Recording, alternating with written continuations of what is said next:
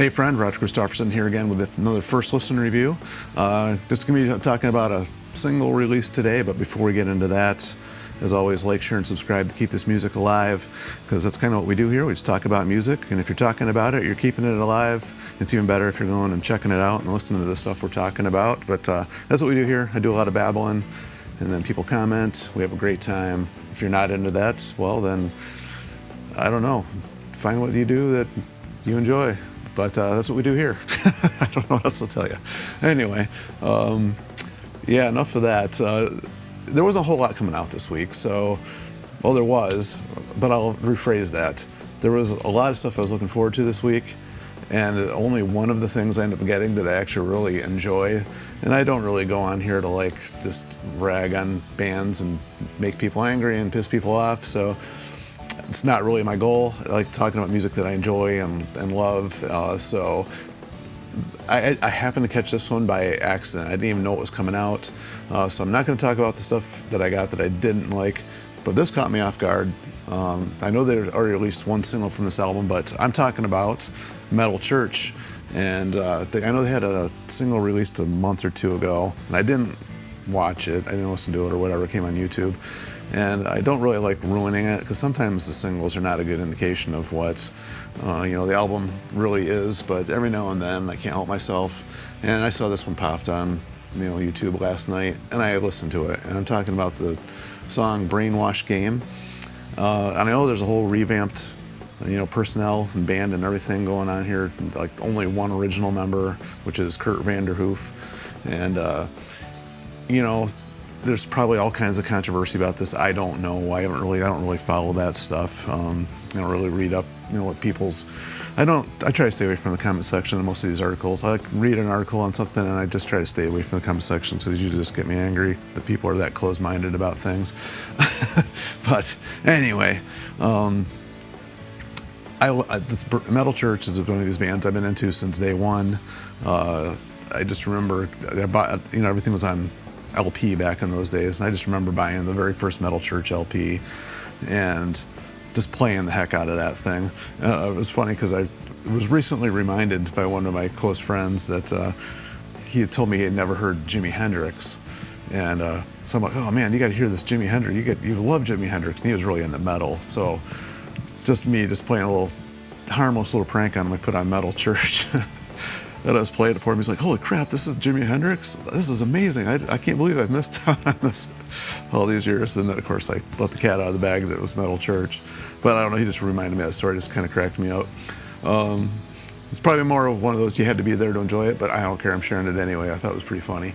So, this brings back memories. Every time I hear Metal Church, whatever, it just kind of brings back that memory and just cracks me up. So good times. That's what music does. It's like a time machine. It makes you remember things in your life. So anyway, speaking of time machine, there's like a few people in this band that have been around for a few years that reminded me of other bands, namely one David Ellefson, who's, obviously a lot of people know who that is. He was the bass player for Megadeth for many, many, many years. And then we got Ken Mary on drums, who I first heard of from a band called Fifth Angel. I believe he was in Bonfire for a little bit too, or played on their albums or something. And House of Lords he was involved in, so I just know the name. And then Rick Van Zandt on guitar. I might as well go through all of them.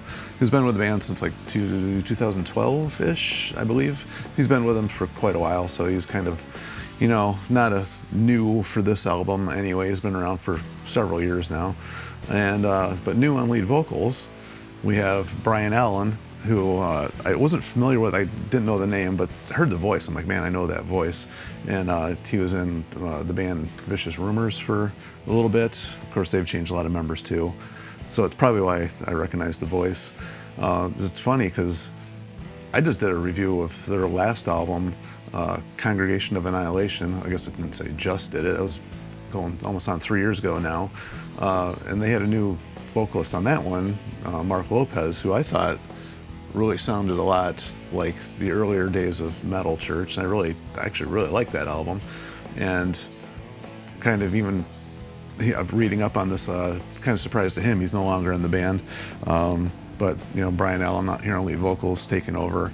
And as soon as I heard that, I was like, wow, this has that Metal Church sound. I mean, I was instantly taken back to the early albums with, the Reverend singing there, and that style of vocal quality anyway. He didn't sound like him, but he's got certain things that sound very similar. And the song itself has that earlier Metal Church sound. The riff, kind of sounded like something that could have been on the first couple albums, or actually any of them, but it just reminded me a lot of the earlier Metal Church anyway. Of course, the playing's great. I mean, how can you go wrong when you got all these guys in the band? I mean, Dave Ellefson's killer bass player, and Ken Mary's, of course, just insanely good on drums, so it all worked well. I mean, the song itself sounded good. It had all the qualities I would want in Metal Church.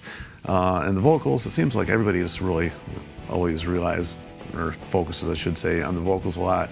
And like I said, they do have that earlier sounding, very similar to, Wayne's vocals style singing there. Mike Howe had his own unique style altogether. I don't think it has that quality to it at all.